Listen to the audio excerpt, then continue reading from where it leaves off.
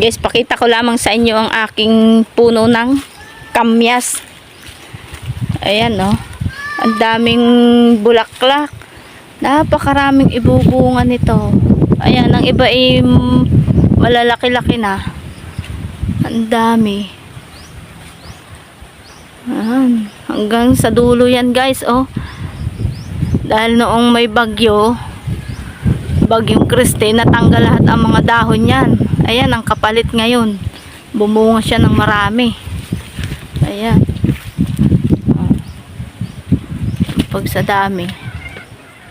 Ayan, oh. Hindi mabilang na bulaklak at bunga.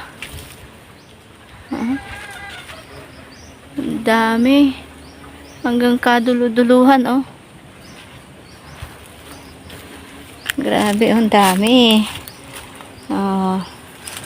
Napakaswerte naman ng puno na ito.